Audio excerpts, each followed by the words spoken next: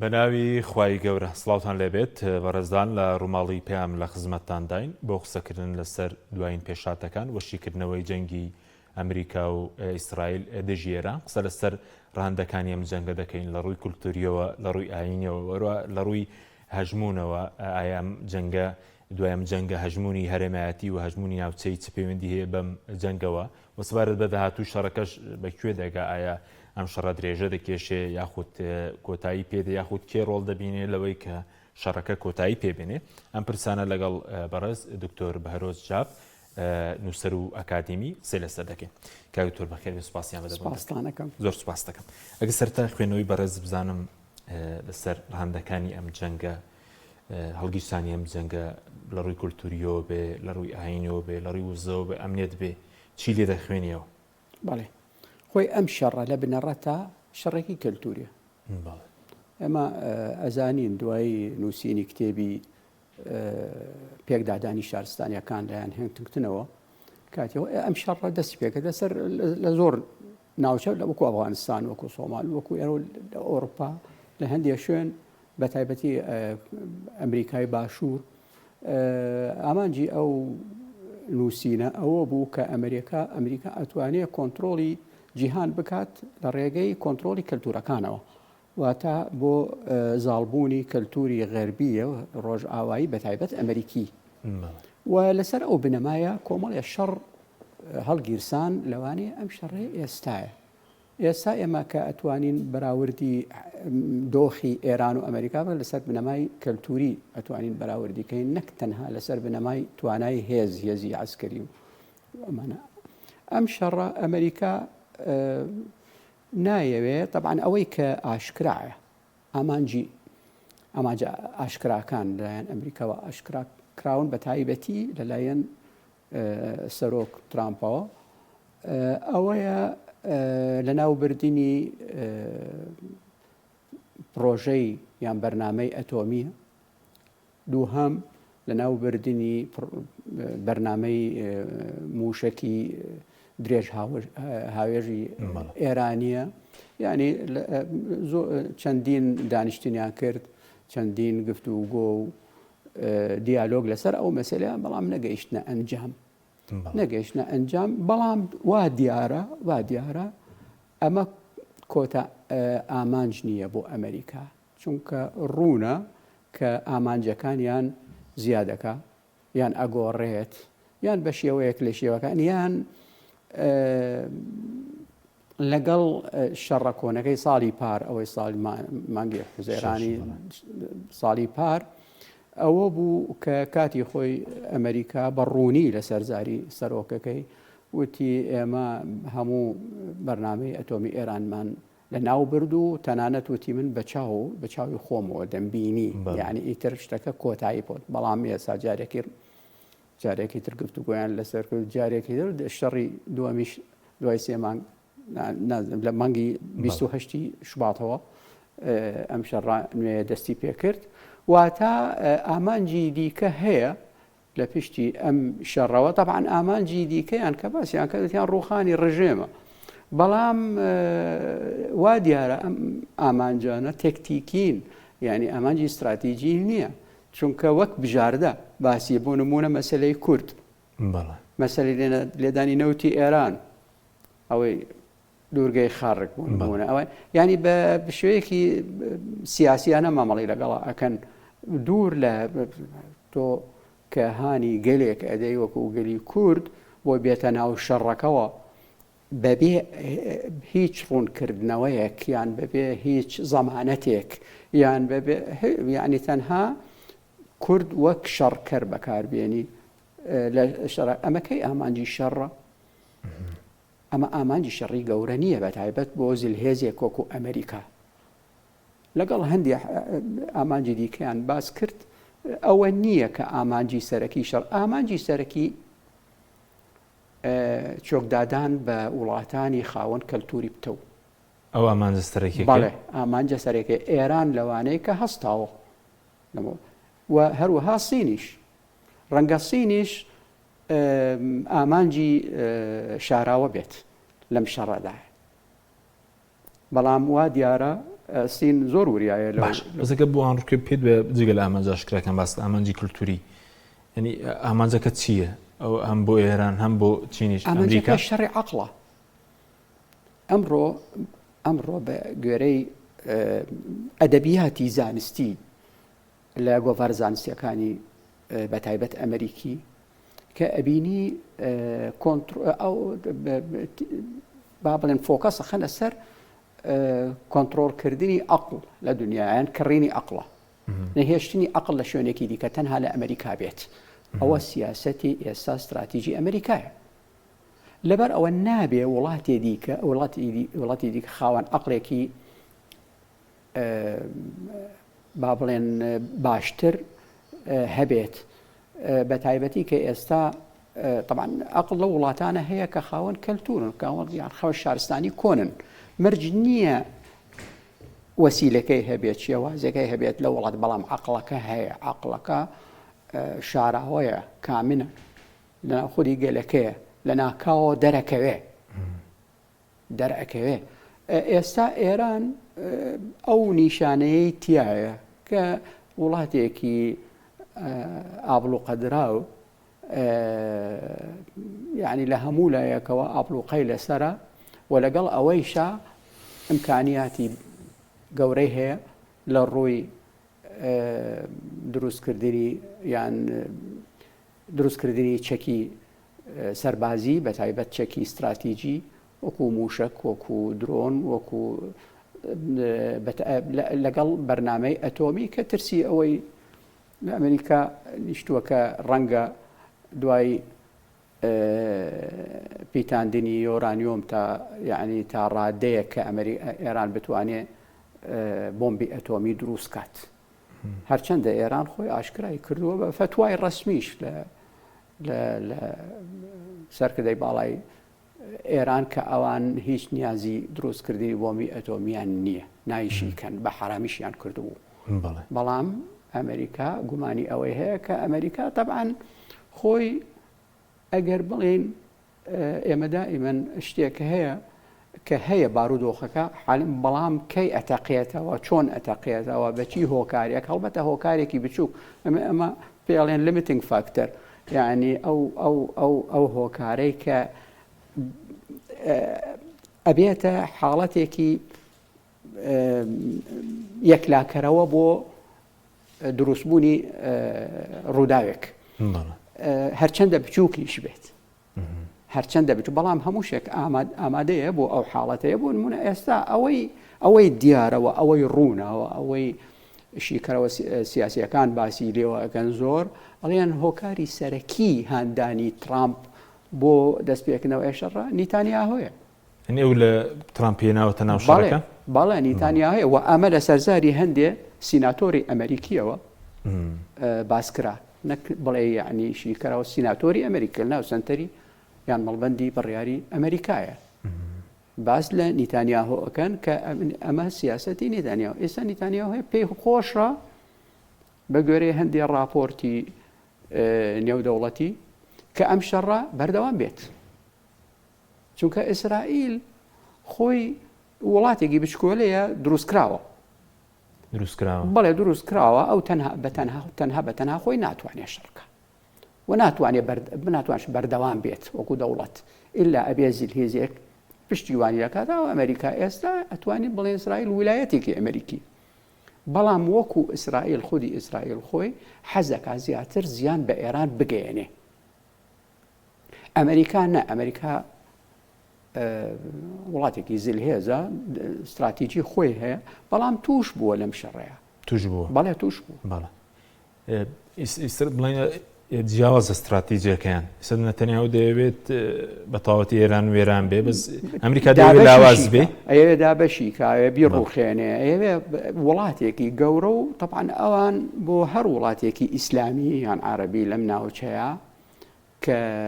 بەهێز بێت بۆ ئەوان باش نییە. دەبەرەوە ئامان دژی ئەوەن کە وڵاتێک ڕۆڵی هەرێمەتی ئێستا دژی ئەو جگە لەلایەنە کولتوریەکەی و لایەنە سەربازەکەی دژی ئەو هەژمونە هەرێمەتی ئێران کە لە ناوچەکە بەڵێ یەکێک لە فاکتەرەکە. بەڵێ تورکیاش تا ڕادەیەک، بەڵام سیاسەتی تورکیا جیاوازە، تورکیا نەرمە ئەوان پەیوەندیان بە ئیسرائیلەوە هەیە سەفارەتیان هەیە لە تەلئەبیب بە شێوەیەکی جیاواز مامەڵە لەگەڵ ئیسرائیلەکەن بەڵام وەکو استراتیج تێڕوانینی ئیسرائیل بەرامبەر بە ئێران هەر خۆیەتی بەرامبەر تورکیا بەڵام ڕەنگە تورکیا لە بەرەوەی سیاسەتەکەی جیاوازە ڕەنگە بارودۆخ وای لێ بکە کە لەگەڵ ئیسرائیلە ڕێکەوێ بەڵام لەگەڵ ئێرانە ئەوە نابێت ناتوانن ڕێکەوە بەڵێ بەڵێ لەبرۆ کە ئیسرائیلیش بڕۆخێ تەرازوی هێز لە ڕۆژهەڵاتی ناوەڕاستدا تێکەچێت تورکیا وەک هێزێکی گەورە ئەمێنێتەوە باش بەس کە بەڕێز بدەیت ئیسرائیل دەوڵەتێکی دروستکراوە لەو ناوچەیە ئەو جەنگانەی یاخود ئەو ناکۆکی هەیە زیاتر پەیوەندی بە ئیسرائیلەوەیە بڵێن ئەو ئاڵۆزەی کە لە ناوچەکەی ئەو هۆکارەکەی لە عێراق بێ لە لوبنان بێ لەگەڵ ئێران بێ لە ناوچەکانی تر بێ لەگەڵ وڵاتانی عەرەبی بەڵێ پرۆژەی کۆمەڵێ پرۆژە هەیە هەمومان ئاگامان لێتی پرۆژەی ڕۆژهەڵاتی ناوەڕاستی گەورە بۆ نمونە ئەوە با بڵێن کڕۆکی ئەو پرۆژەیە ئەوە سەرکردایەتی ڕۆژهەڵاتیان بەدەستی ئیسرائیل بێت هەروەها ئەو پرۆژەی ئیبراهیمیەی کە هەیە ئەوەی بە ڕێکەوتنی ئیبراهیمی ئاساییکردنەوەی پەیوەندی لەگەڵ وڵاتانی عەرەبی لە بینی ئیمارات و ئەمریکا و ئێستا ئەیانەوێ بڵاویکەن و ڕۆژهەڵاتی ناوەڕاست هەر ئەوە ئامانجێ هەیە واتە ئیسرائیل تاکە هێزە لە ڕێ طبعاً خۆتەزانیت مەسر هەیە تورکیا هەیە سعودیەش هەیە تا ڕادەیەک سعودیە حالێن و چەندین شێواز هەیە بۆ چۆکدادان بە وڵاتانی چوەردەوری ئیسرائیل لە ڕووی بە ڕێگەی ئابووریەوە بە ڕێگەی سەربازیەوە بە ڕێگەی کەلتوریەوە بە زۆر ڕێگە بۆ نمونە ئێستا یعنی ئەمریکا کۆنتترۆلی ئیدارەی ترامپ مەبەستم کۆنتترۆلی وڵاتانی خەلیج و سعودیە کردو بە شێوازێک کە ئەتوانێت داوای هەر مەبلەغێکی پارە بکە ئەیدەنی ڕەدی ناکەنەوە تەمان بە شێوەی بۆ بەرهێنان لەژێر با بڵێن ناویەوە بەرهێنانەوە بەڵام خۆی مەناو برین چی ینی ئەوەی کە ئێستا وڵاتانی عەرەبی تێدان ئەو تەسلیم بوون تەواو ینی ئەمریکا ئەوەی ئەوێ ئەوەشی بۆ ئێرانیش دەوێت طبعا ئەوە ئەوێ ئەوە زۆر گرنگە ئەو خاڵە ئەمریکا خۆ ئێمە ئاگامان لێتی چۆن توانی سەرۆکی ڤێنزوێلا مادۆرۆ دەستگیر بکات بە شێوازێک ئامانجەکەی وتی بۆ ئەوەی مادۆرۆ خۆی نەوت بەچین نەفرۆشێ بەڵکو ئێمە نەوتی ڤێنزوێلایان بۆ ئەفرۆشی بەو نرخەی ئێمە خۆمان دایئەنین ئەو ڕۆژە تەنە بۆ ئێرانش ئەوەی وتیە بێنەوتی ئێران خۆمان بیفرۆشی ڕۆژێکیش لە ڕۆژان باسی عێراقی کرد هەر خۆی ترامپ کەوتی ئەبێ عێراق قەرەبوومان بکاتەوە کە ئێمە ئەوەنە زیانمان بەرکەوت لە داگیرکردنی عێراق ئەبێ نەوتی عێراق بۆ ئێمە بێت و خۆمان بیفرۆشین بەڵێ ئەوە ئامانجێکی استراتیژی خودی ئیدارەی ترامپە ڕەنگە ئیدارەی یعنی ئێستا ئیدارەی نەتەنیاهۆ زیاتر ئامانجی پاڵاستی بەسەر ڕۆژهەڵاتی ناوەڕاست لە ڕووی سەربازیەوە بەڵێ ئەمریکا زیاتر لە ڕووی وزەوە کۆنتترۆلکردنی وزەشی لەگەڵا وزە و ئابووری و هەموو بوارە ئەمریکا خۆی بە تاکە زلهێزە بینێ بەس بۆچی دوای دو هەفتە نەیانتوانی ئەو ئامانجانەی کە هەیان بوون بەدی بێنن ینی ترامپ بۆ ئەو ئامانجە ئاشکرایانەی کە بەڵێ بۆچی نەیانتوانی ینی با پێشبینی کردبوو وەکو ڤەنزوێلا سناریۆیەک دروست بێ کەسێک بێن خوێندنەوەیان بۆ ناوخۆی ئێران هەڵە بوو ئێمە زۆر باسمان کرد من خۆم زۆر لەسەر ئەو مەسەلانە نووسیومە کە ئەوان بە جوانی کەلتوری ئێرانی و مێراتی شارستانی ئێرانیان بە جوانی نەخوێندوێتەوە ئەوان ئەزانن کە ئۆپۆزیۆن لە ئێران هەیە و ئەزان ئێستا کە ململایەنێک لەناو ئێرانە هەیە بۆ ڕوخانی ڕژێم بۆ نمونە هەیە نەک نییە لە هەموو وڵاتانە هەیە بەڵام کە ئەمریکا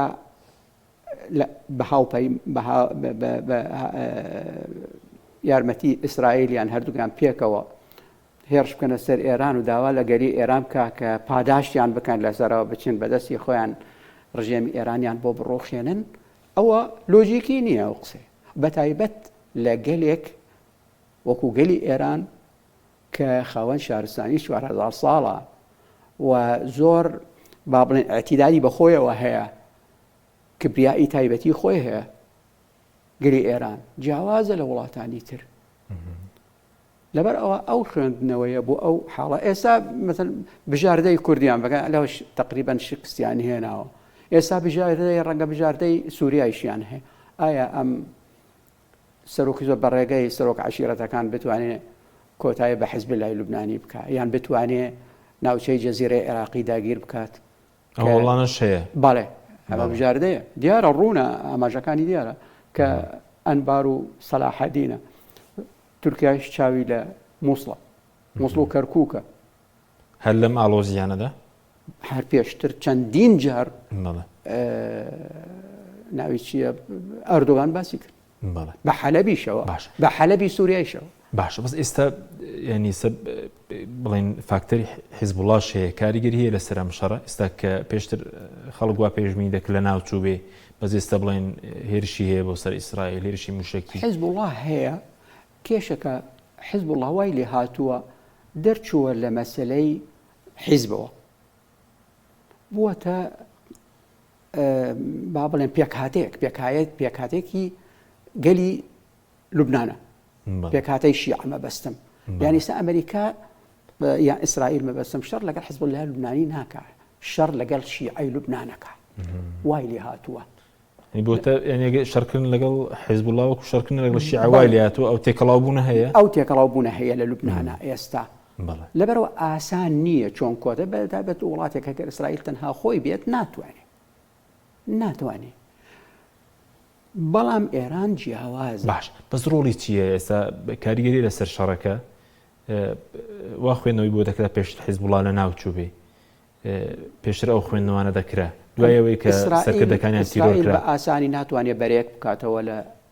باشووری لوبنان بە ئاسانی هەرچەندە هەوڵیان داوە لەگەڵ سەرۆکی نوێی لوبنان لەگەڵ هەندێک لایەن گفتوگۆ لەگەڵ رووسیا هەیە گفتوگۆ لەگەڵ سووریا هەیە بۆ ئەو مەبەستە بەڵام ئاسان نییە بۆ ئیسرائیل ئێستا لەم بارودۆخەیە بتوانێت بچێتە ناو لوبنانەوە بە تایبەتی بگاتە گەڕەکەکانی باشووری شاری بەیروت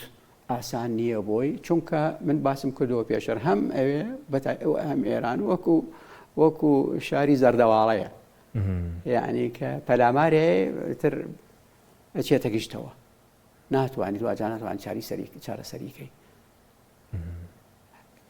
کێشەکەی تر ئەوەی یەمن کە ئەم بەیان بۆ حوسەکان تاکو ئێستا ئەم بەیانی جمزۆڵیان هەبوو بۆ تاکو ئێستا دوای هەفتە زۆر بەخاستی نهاتوونەتە ناو شەڕەکە پەیوەستی بە چی بوو شەڕەوە لەسەر ئەوەی لە ڕووی یعنی استراتیژی عسکەریەوە لاوازن ئێستا ناتوانن چونکە بێ پەنا ئەبن ئەمریکا ئیتر ئەتوانێت لەگەڵ هەموو هێزی ئەمریکایە ئەمڕۆ لە دەریای عەرەبی و لە دەریای سوورە لەبەر ئەوە زۆرزان بەڵام ئەم بەیانیە ئەوە بوو بە پرسێکی حوسەکان باسی ئەوەی کە توتی ئەمڕۆ هەر ئەمڕۆ شەممە ئێمە بڕیار لەسەرەوە دەین کە ئایا ئێمە گەڕووی بابی مەندەب دائەخێن یان داناخین دەتوانن دایبخەن ئەوان هەژمونیان بەسەریدا هەیە ئاسان نییە بۆیان نە بەڵام دەتوان کێشە دروستکەن ئەتوان کێشە دروستکەن وەکو باشووری لوبنان ئەتوانن کێشەیەک دروستکەن وەکو هین بەڵام تا ڕادەیەک سەرکەوتو نابێ وەکو با بڵێن میلیشیاکانی عێراق ئەوەی کە ئێستا هەیە هەندێک میلیشیا عێراقی هەیە کە ئەتوانین بڵێن سەر بە ئێرانن ئەدەن لە هەندێک قاعدە سەربازی ئەمریکی و یان فەڕەنسی یان لە هەرێمی کوردستان یان لە بەغا یان لە بەسڕەش و لە کوێتیش بەڵام ڕەنگە ئەوەنە کاریگەری ناوێ بەڵام پێشتر خۆ حوسەکان ڕۆڵی زۆریان هەبوو لەسەر دەریای سوور ڕێڕەو ئاویەکانی دەریای سوور کێشیان بۆ دروست کرد لە کاتی جەنگی غەزە ئەم جارش ناتوانن ئەمە بکەن ئەو کاتە چونکە ئەو کاتە حاڵەتەکە جیاواز بوو ئەتوانین بڵێن ئەو کاتە هێزی سەربازی ئەمریکی لەو شوێنانە کەم بوو تەنها دەسەڵاتی دابوو بە ئیسرائیل خۆی مامەڵیان لەگەڵا بکا بە ڕێگەی موشکەوە یان بەڕۆگەی فرۆگەی جەنگیەوە بەڵام ئێستا هەموو هێزەکانی ئەمریکا لەو شوێنانەیە و بەرامبەر بە حوسیەکان کە حوسیەکان ینی باش بەزوەکو داهاتووی جەنگە کە ئێستا دوای بڵێن دوو هەفتە ئێران زیانی زۆری بەرکەوتەوە بەڵام لە ڕووی ئەوەی کە ئەوان پێشبینیان دەکرد زوو خۆی تەسلیم بکات تەسلیم نەبووە بەکوێ دەگەین شەڕەکە لەسەر چی وەستاوە ئەوەی کە باسی کەلتورەکە ئەەکەم لە ڕووی سایکۆلۆژیەوە لە ڕووی نەفسیەوە لە ڕووی نەفسیەوە ئێران کێشەی نییە شەڕەکە بەردەوام بێت بەڵام لە ئەمریکاوە نییە ئەمریکا بەردەوامبوونی شەڕ بۆ ئەوان شکستێکی نەفسیە لەبەرەو تووشی کێشە ئەبن تووشی کێشەی گەورە ئەبن بە تایبەتی سیستمی حکومڕانی لە ئەمریکا خۆتەزانیت دیموکراسی لیبرالیە تر ئۆپۆزیسیۆن دەسەکا بە دەنگ بەرزەکات و هەروەها ململایەنە ناو کۆمەڵگە و زۆر لەو هۆکارانە هەیە کە واکە کە حاڵەتێکی نالەبار لە ئەمریکا دروست بکە ئەگەر هاتوو شەڕەکە بەردەوام و جگە لەو زیانە و لەو زیانە زۆرەی کە بەری ئەکەوێ جگە لەوەی طبعاً ئەمە ئەبێتە با بڵێن مایەی ئەوەی کە ئەمریکا کەمێ لە ئاستی خۆیان دێتە خوارەوە بە بەراورد لەگەڵ سین بە تایبەتی و رووسیا بە پلەی دووهەم بەڵێ پێت ینی بۆ شەڕی درێژخان لە قازانجی ئێرانە ئێران قازانجیەکە شەڕی درێژخان وەکو وتم ئێران تەرازوی هێز لای ئەمریکاوە خۆ دەزانی ئەمریکا و ئیسرائیل هێزێکی گەوریان هەیە چەکی زۆریان هەیە جۆرەها جەنگی خاپۆرکەرەوەیان هەیە بەڵام ئێران ڕووبەری وڵاتەکەی هەیە کە زۆر گەورەیە کە بووی هەردەوتێەوە یعنی هەر سوپایەکی بیانی لە ناویاو نەبێ دووهەم گەلێکی زۆر نزیکەی لە 90 بۆ 100 میلیۆنیان هەیە و هەمویان عاشقی ئێرانن ئێستا ئەگەر ببینە تا ئۆپۆزیسیۆنەکانی ئێران کە هەیە کە قسە ئەەکەن پیان ناخۆشە ینی ئەو شەڕە لە دژی ئێران هەڵگیرساوە دانا ئەوە کوڕەکەی شا هەیە کە ئەیە بەڵام هیچ شینێکی نییە هیچ با بڵێن سنگێکی نییە هەم لە ناوخۆوە هەم لای ئەمریکیەکان سنگی ئەو تۆی نییە لەبەرەوە تا ئێستا ئۆپۆزیۆنێکی ڕاستەقینە یان ڕێکخراو بە ئامانجێکی دیاریکراو لە ناو ئێرانان نییە بەعکسەوە هەمویان پشتیوانی ئێستا لە ڕژێمی خۆیانەکەن ئێستا حالیەن باش بەزوەکو دۆناڵد ترامپیش شەڕی درێژخانی ناوێ یاخود تحملی نایەوێ ئیسرائیل ئەوێ ئیسرائیل شەڕی درێژخانی دەوێت بەڵێ ئێران ئەوێ بەڵام ئەمریکا نایەوێ بۆچی ئەمریکا پێویستی بە خەرجیەوە اینجا ناوخۆی ئەمریکا حسابی لەسەر دەکرێت وەکو دەنگدەر وەکو کۆنگرێس وەکو لێکەوتە ئابوووریەکانی ئەم جەنگە لە سەراستی جیان بەڵێ لێکەوتە ئابوووریەکانی ئەوان هەر سەربازیەکیان بکوژرێت لەو شەڕا بۆ ئەوان زۆرە چونکە ڕای گشتی دەنگی ئەبێ ئەو کاتە و هەروەها سیستمی حکوم لە ئەمریکا و ئەکا کە ئەم شەڕە بەردەوام بێت ململانەی سیاسی دروستە بێت کە ڕەنگە کاریگەری ئەبێت لەسەر سیاسەتی ئەمریکا باش بە چ فاکتەرێک وا دەکە شەڕەکە ڕابگیرێ دۆناڵد ترامپ دەڵێت تا ئێستا قسەی خۆی دەڵێت زۆر سەرکەوتوو چەند جارێک وتی من بە 2 هەفتە تا چەند هەفتەیەک بەڵام بەڵێ دەڵێت سەرکەوتوو بووم ئەگەری هەیە لە پڕێکدا بڵێن ڕابگەێنێ بڵێ سەرکەوتوو بووم و ئایا ئێران جەنگەکە ڕدەگرێ ئەمریکا ڕای دەگرێ ئیسرائیل ڕای دەگرێ کە ئەمریکا ڕای ئەگرێ ئیسرائیلش ڕای ئەگرێ ئیسرائیل سەر بە ئەمریکایە ناتوانێت بە تەنیا شەڕەکە بکات ناتوانێت بەردەوام بێت ناتوانێت ئەو سەر بە ئەمریکایە و شەڕەکە ئەمریکا دەستی پێکرد نەک ئیسرائیل مەیدا هەڵی گرسان لەبەر ئەوە بەڵام کۆتایی پێهێنانەکەی ڕەنگە بەدەستی ئەمریکا نەبێت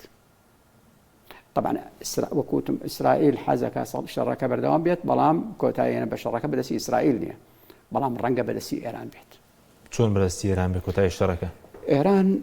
ڕازی نابێت بەوەی کە شەڕەکە ئەیەوێ بگەڕێتەوە بۆ سەنگی خۆی بکەڕێت مەرجی خۆی هەیە خۆت ئەزانیت ئەو کێشەی بەرنامەی موشەکی و بەرنامەی ئەتۆمی نییە ئێران زۆر بە ئاشکرایانە باسییان لێوە کردووە لە هەموو گفتوگۆکانە بەڵام ئێران ئەیە بگەڕێتەوە بۆ سەنگی خۆی لە ناوچەکە لە ڕووی جیۆپۆلیتیکەوە خاوەنی توانا بێت کە هۆکارێکی ئیجابی بێت لە ڕۆژهەڵاتی ناوەڕاستە لەسەر ئاسی ئەقلیمی لەسەر ئاسی نێودەوڵەتی و خۆت ئەزانیت ئەو ئابلوقەی لەسرە نەمێنێ ئەوە ئامانجی ئێرانە ئامادەیە بۆ کۆتاهێنان بە شەڕ ئەگەر ئەمریکا ئەوەی بۆ فراهم کرد ئەوە شەڕەکە ئەوە ستێنێ بەڵام بەبێ هیچ بگەیت ینی هەر لەسەر زیانەکانی خۆی و لەسەر ئەو با بڵێن شکستی ئابوووریەی کە هەیە بە تایبەتی دابەزینی بەهای تومانی ئێرانی تا ڕادەیە کە ئەتوانین بڵێن مردووە ئاتیمادی کردووە سەر ئابووری ناوخۆ لەبەرەوە لە ناوخۆ ئابوووریەکەی باشە ئێران وەکو با بڵێن بەشە کشت و کاڵیەکەی بە تایبەتی سەرەکی کە کڕیار بۆ تومەن هەیە کە کڕیاری هەیە لە ناوخۆ تومەنەکە ماوەتەوە ئەگەر کڕیاری ناوخۆ نەبێت تومان تەواو نەماوە معنە ئێران شکستی هێنەوە بە تەواوەتی وەکو عێراق کاتی ئابلوقەکە 13 ساڵ عێراق وای کرد کە دەوڵەمەندترین کەس لە عێراقا ئەوەی خاوەن چەڵتووکە ئەوەی چەڵتووکیانەوەشان لەبەر ئەوەی نرخەکەی زۆر بوو زۆر بەڵام ئەوە ناوخۆدا ئابوووریەکان کشتتوکاڵەکەی دەڵی باش باڵێ کشتتوکاڵی ئەمە کاریگەری بەسەکردنەوەی زیانەکانی ئەو بڵین گەمار و ئابووری و سزا ئابوووریەکان سزا ئابوووریەکان لەگەڵ لەسەر بازرگانیە لەسەر بازرگانیە ئێرانیان مەحروم کرد لە بازرگانی لەگەڵ وڵاتانی دنیا بە تایبەتی نەوت هەیە ینی با بڵێن خۆی بە شێوەیەکی ئەبسولوت بە شێوەیەکی ڕەهانیە ئەو ئاپڵۆخەیە بەڵام کاریگەری لەسەریان زۆرە باش بەس ئەو پرۆژەیەکی ئێستا دایانناوە ئەمریکا و ئیسرائیل بۆ ناوچکە باسی خۆڕڵاتی ناوەڕاستی گەورە دەکەن ینی کەس نایان بۆ نەکە بۆیان جێبەجێ دەکرێ ینی مەرجە بۆیان جێبەجێ بکرێ چکاندی خەڵک خوێنەوە دەکە ینی وا دەزانێت چی ئەمریکا و ئیسرائیل وتیان دەبێت جێبەجێ بکرێ وەکو خۆی لە منتقەکە پرۆژەکانیان لە ڕووی سیاسیەوە لە ڕووی ئابووری و کللتوریەوە وڵێ تا ئێستا ئەوان بەردەوام لەو هینا ئەتوانم بڵێم ئەوان نەجاحەتیان هێنەوە تا ئەم لەحزەیە بە تایبەتی کە پشتیان بە وڵاتانی خەریج بەستووە چونکە خەریج سەیری دەستی ئەوانەکات داوای چی ئەەکەن بۆیان جێبەجێ ئەەکەن بەڵام ئێستا لەم حاڵەتەیە بە تایبەتی ئیمارات ئاگات لێە ئیمارات یاریکەری سەرەکیە لەم دوو پرۆژەی ڕۆژهەڵاتی ناوەڕاستی گەورە و پرۆژەی ئیبراهیمی باشە راپۆرتێکی BBC بڵاو کرایەوە لەسەر ڕۆڵی ئیمارات لە یەمەن لە ڕاستیە راپۆرتێکی زۆر مەترسیدار بوو لە چڕێکەوە باڵێ لە چڕێکەوە دەستێکی باڵای هەیە لە دروستکردنی کێشە لە ڕێژهڵاتی ناوەڕاستە لە بەرژەوەندی ئیسرائیل و لە بەردەوەندی ئەمریکا من چەند تعلیقم لە هینا هەیە لەگەڵ هەندێ بە تایبەتی زاحی خەلفان کە کاتی خۆی بەڕێوەبەری پۆلیسی دووبەی بوو بەڵام ئەبوزەبی بەڵام کابرایەکی ناسراوە باشە باسی ئەوم کرد ینی ئێوە بۆچی خۆتانتان خستۆتە ناو ئەو کێشانەی ڕۆژهەڵاتی ناوەڕاستە و پارێکی زۆری تیا خەرجەکرێت تەبان بەڵام لە ئەخیرا بە زیان بۆتان ئەگەڕێتەوە ئێوە خاوەن پارە و خاوەن سامانێکی باش و خاوەن شوێنێکی جیۆسیاسی زۆر گرنگ بۆ خۆتان ئیش بۆ بەختەوەری بکەن بۆ شعبەکەی خۆتان وا بەڵام بەدەستی خۆیان نییە ئەوان ئێستا یاریکەری سەرەکین لەو دوو پرۆژێ بە زیانی زۆریشان بەراورد بە هەموو وڵاتەکان زیانی زۆریان بەرنەکەوت ئیمارات زیانی بەرەوە بەرهێنانەکەی کەرتیخان و بەرەی زانی چۆن تا ئێستا ئەو بردومانانەی کە چی ئەمریکایکە چی ئێران بەرامبەر بە هێزی ئابووری و سەربازیە بەڵام ئەگەر هاتوو بگاتە با بڵێن دامەزراوەی مەدەنی یان خەڵکی مەدەنی ئەو کاتە ئاقارێکی تر ئەگرێتە بەر و ئەمڕۆ بۆ نمونە هەر بۆ نمونە کە ترامپ وتی ئێمە ئەتوانین ئێران مەحروم بکەین لە ڕووناکی لە کارەبا لاریجانی علی لاریجانی لە بەرامبەراوتی ئێمە ئەگەر ئەوەی کرد ئێمە ئەتوانین هەموو وڵاتانی دەوروبەر مەحروم بکەین لە کارەبا. ئەمڕۆ هەتا سەبارەت بە دوورگەی خاڕکیش وتی ئەگەر بدرێ لە پرۆژە نەوتیەکان لە دوورگەی خاڕک ئێمەش لە هەموو پرۆژە نەوتیەکانی ناوچەکە ئەلێ. یعنی کەم کەم ڕەنگە ئێستا بپلە بەپلە ئەم بەیانیە دراوە لە دوورگەی خاڕک ئەم بەیانیە. بەڵاوتی تراموتی ئامانجە سەربازیەکانیان بەڵام بۆ ئامانجەکەیان سەربازی بوو نەک ئابووری. بەڵێ باشە بەس وەکو ئیمارات لە وڵاتانی عەرەبی لە ڕووی ناوبانگی وەبەرهێنانەوە دوای ئەم قۆناغە چونکە خەڵکێکی زۆر داهات وتیان وەبەرهێنان لەوێ باشە بواری گەشتیاریە وڵاتێکی بڵێن لە ڕووی ئەمنیەتەوە زیانی زۆری بەرناکەوێ ئەم پرسە کا حەکیمیان. بەڵێ وڵاتانی خەلیج هەموومان نەزانین لە ساڵی 1970 و ئەمانەوە دەستی پێکرد ئەم وڵاتانە بۆ ئامانجێکی دیاری کراوە. ئەمانە وەکو وڵاتانی سەنغافورە و هۆنگ کۆنگ و ئەمانە بۆ مەبەستێکی دیاری کراو بە تایبەتی و بازاڕی کراوە بۆ هەندێ بازرگانی کە پێیان ناکرێویکەن لە هەندێک شوێن ئەتوانن جێبەجێ بکەن. ئەم وڵاتانە دروستکراون یعنی خاوەن با بڵێن مێژوویەکی حکومڕانیان نییە وەکو وڵات مێژوویان نەبووە تەنها ئیماراتێکی عەشایری. بەڵام کە یعنی ئەتوانم بڵێم جگە لە سعودیە طبعا جگە لە سعودیە وڵاتە لەبەر زۆر هۆکار پارێزراوە لەلایەن داگیرکارەکانیشەوە کاتی خۆی نەهاتوونە تا حیجاز بۆ نمونە لەبەر حیجاز هینی خۆی هەیە شوێنێکی پیرۆزە لەبەر ئەوان نزیکی ئەو شوێنانە نەبوون. بەڵام بە بەردەوامی خەلیج لەلایەن پورتوغالیەکان لەلایەن هۆڵەندیەکان لەلایەن ئەڵمانیەکان تەنانەت لەلایەن ئینگلیزەکان داگیر کراوە تورکەکان لەلایەن داگیر کراوە. بەڵام وەکو دەوڵەت نەبوون عومان دەوڵەت بووە عومان بەڵام حاڵەتێکی تایبەتە ئەوە باسی خۆی هەیە. بەڵام ئەم وڵاتانە کە دروستکران و لە کوێتەوە تا ئیمارات کوێت و ئیمارات و بەحرین وڵاتی بچووک بۆ ئەو ئامانجەی وڵاتانێک وەکو هینی لێبێت وەکو سەنغافورە و ئەوەکەی تر هۆنگ کۆنگی لێبێت شوێنێک بۆ بازرگانی تایبەت بێت بازاڕی کراوەیە و هینە خۆی بەندەرە لەسەر ئاوە نەوتیشیان هەیە لەو ڕێگەیەوە ئەتوانێت ئیتر بێتە جێگەی وەبەرهێنانی نێودەوڵەتی لەو شوێنە بۆ ڕێکردنی هەندێ بازرگانی کە ڕەنگە لە خۆدی وڵاتەکانی خۆیانە ناکرێت. ئێستا ئەمانە وان ینی بۆ نمونە وڵاتێک وەکو ئیمارات کە ئەبینی ئەو خەڵکەی غەریبەی کەتیاتی زۆرترە لە خەڵکی وڵاتەکەی یعنی گەلێکی نییە بە ناوی گەلەوە یعنی لە ڕووی با بڵێن پێناسەی سیاسی بۆ گەل ئەو گەلەی کە یەکەم لە شۆڕشی فەڕەنسی پێناسەی بۆ دانرا ئەو نییە لە ئیمارات گەلێکی لە حاڵەتێکی بەختەوەریە بۆ کۆمەڵێ خەڵک کەمن لە ڕوبەرێکی گەورە لەسەر بەحرە و خەریکی توجارەتن و خەریکی وەبەرهێنانن بە هاوکاری لەگەڵ کۆمپانیانی و دەوڵەتیەکان ئەوە لەبەر ئەوە تۆ ئەمە دوێنێ حەمەد بن خەلیفە ئەوەی کە هەتی خۆی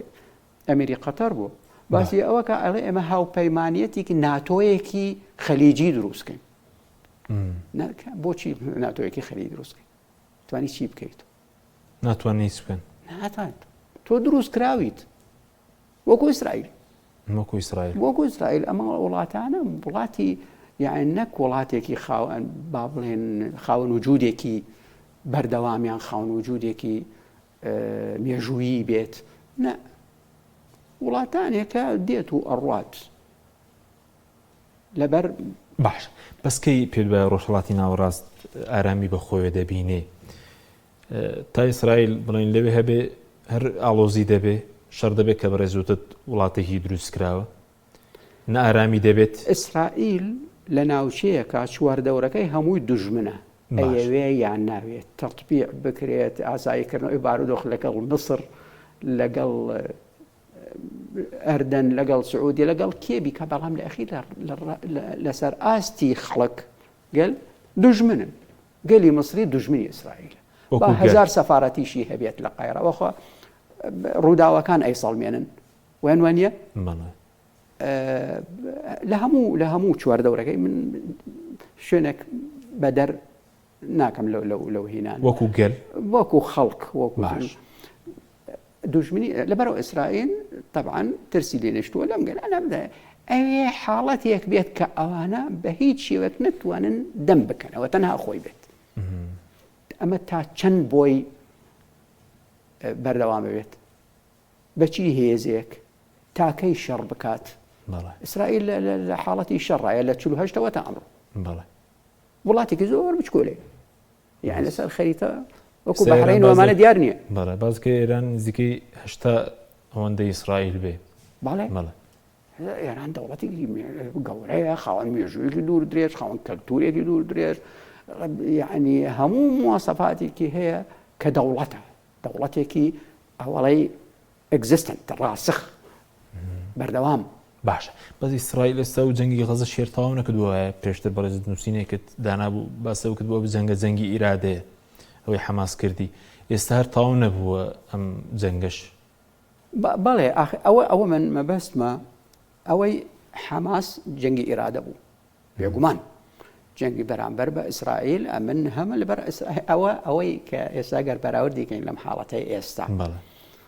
کە ئیسرائیل چەند ساڵە لەگەڵ حەماس بەردەوام بوو شەڕ بەڵێ لە 2000 نزیکەی 3 ساڵ بە هێزی زەمینی پیادە و زەمینی و هێزی سوپای سەرزەمین نەیتوانی داگیریکە نەیتوانی کۆنتڕۆلیکا بە شێوەیەکی لە ئەخیرا ئاش بۆ بە شێوازێک کە خۆی پێقا وڵە وانە بەڵام ئەتوانێت بەرامبەر ئێرانی شەوە بکە ناتوانێت تا بەرامبەر غەزە نەیتوانی غەزە ئەتوانی بەراوردی لەگەڵ حاڵەتی حیزبوڵای لوبنان ئایا ئەتوانێ یان ناتوانێ ئایا باشووری لوبنان غەزەیەکی دیکە نییە بەڵام ئێران غەزەی چی ئێران وڵاتێکی گەورە ڕووبەرەوە زۆر گەورە لەبەرەوە نە ئەمریکا نە ئێران ناتوانێ ئەتوانێ هاوکاری هەندێ لایەن لە ناو ئێرانەوەکو ئەوەی بژاردەکان بۆ هاوکاریکردنی کورد بەڵام کوردی باسی هێرشی زەمینیش دەکرێت دەتوانن ئەمە بکەن وڵاتێکی بەرفراونە کاتیشمان کەمە وڵاتێکی بەرفراوان وەکو هێرشی زەمینی بە هیچ ئەتوان شەڕی ناوخۆ هەڵگیرسێنن بەس بەزۆکویشی زەمینی سەرباز بنێرن ناتوانن ئەمە ڕوویدا تەبعاً خۆتە زانیت وەکو کۆریا شەڕی کۆریا لە پەنجاکان و شەڕی ڤێتنام کاتی خۆی دابەش بوو بە دوو ناوچەوە بڵێن کۆریای باشوور کۆریای باکوور لەلایەن چین ڕووسیاوە دامەکران و کۆریای باشوور لەلایەن ئەمریکا توانی هاوکاری باشووریەکان بکاو لە ئەخیرا وڵاتەکە بوو بە دوو وڵات ئێستاش یەکێکیان تا ئێستا شوعیە و یەکێکیان سەر بە ئەمریکایە و هەروەها بەڵام لە ڤێتنام نەیانتوانی ڤێتنامی باکوور هەبوو ڤێتنامی باشوور هەبوو بەڵام لە ئەخیرا نەیانتوانی شکستیان هێنا و ڤێتنام یەکی گرتەوە و بوو بە وڵاتێکی دوژمنی ئەمریکا کە ئێستا گۆڕەوە حاڵەکەی بووەتە وڵاتێکی گەشتیاری و جیاوازە لە جاهان وەکو دو پرسیار لەسەر کورد ینی بەڕێز بوو تاوڵێکە بوو بۆی کورتەوە بگرێ بەڵام سەری نەگەر جا چ لە ڕۆژهەڵات بێت چ لێرە باش بوو کورد خۆی بە دوورگرت لەم پرسە کورد با بڵێن کارکتەرێکی زۆر لاوازە لەم ناوچەیە زۆر لاوازە ئەبێ زۆر حەکیمانە مەمەڵە لەگەڵ وەزاکا بکەن یعنی کورد تۆچیت ئەوێ ئامانجێکی دیاری کراوت هەوێ با بۆتی ئاشکرا بکەن بڵێ ئامانجەکەت جێبەجێگە لە سا 10 لە سا 15 لە سا 5 لە ساوانە بەڵام کورد وەکو هەمیشە کە وەک شەڕکەر بەکار بهێنرێن لە ئەخیرا پاڵیان پێوە بنرێ بەبێ هیچ بەڵام کوشتارێکی زۆر وانە خەساراتێکی زۆر بەڵام لە ئەخیرا هیچ تا ئێستا هیچ نییە تەنها و تەنها ئەیانەوێ کورد وەک شەڕکەر بەکاربێنن بەس قسەکانی ترامبووە لی دەخوێنراوە بەوەی سووریا وەکو بەکرێشمان بگرن یعنی وەکو بەکرێگیراوێک سەیری کورد بکەین سەیری ئێمە بکەن وا لە قسەکانی دەکەن پارەمان پێداون شەڕتان کردووە ڕوونە اینجا قسەی ترامپیش هین نییە پێوەەر نییە تۆ لە سەری قسەی سەرۆکیەکەی ئەمڕۆ ئەیلێس بینێ قسەیەکی ترەکە پێ لەسەر ئاستی استراتیژ بێت ئایا کۆنگرس ئایا سینەتۆر ئەتوانن بڕیارێکیان یاسایەک دەرکەن کە ئێمە ئەوە بۆ کورد ئەکەین یان لە پەیماننامەیەکی نێودەوڵەتی بۆ منە زلێزەکان تیا بەشدار بن بۆی کورد ئەگەر هات و گەیشتە ئەو حاڵەتە ئەو هینیان ئەو مافیان دەست ئەکەوێ نییە بە هیچ شێوەیەک پرۆژێکی ڕوونیان بۆ کورد نییە ئەنجالەوە خراپتر تۆ وەرە هەرێمی کوردستانیش تێوەگلێنە لەو حاڵەتە چی مەسلحەتێکی هەرێمی کوردستان بۆ چی دەسەکەوێ لە ئەخیر هەر وەکو شەڕکەر ئەنجا وەکو هەرێم ئەوە زۆر گرنگە ئەگەر بە کورتی سوپاس دەکەم ترامپ لەگەڵ هەرێم وەکو هەرێم قسەی نەکرد هەنی کە دوو تەلەفۆنی بۆ دوو کەس باڵێ لەسەر سەرۆکی دوو حزب وەکو دوو سەرۆکی دوو حزب باڵێ دوو حزبی چەکدار وەکو هەرێم مامەڵی نەکرد بۆ بەخێر هەرێم خۆی ئەی بینی حکوومەتی هەرێم هەیە پەرلەمان هەیە حکوومەتی ناو هەیە بەڵام لە واقعە ئێستا نییە و کێشەکە ئەوەیە پێیان خۆشەوە بەردەوام بێت کێ پێی خۆشە حکوومەتی هەرێم بەڵێ سوپاس دەکەین بەڕێز دکتۆر بەهرۆزاف نووسەر و ئەکادمی سوپاسیان مەدەبوون سەلامەت بیا مادومانگری سوپاس بۆ بینەرانی بەڕێز سوپاس بۆ هاوکارانم خواتان لەگەڵ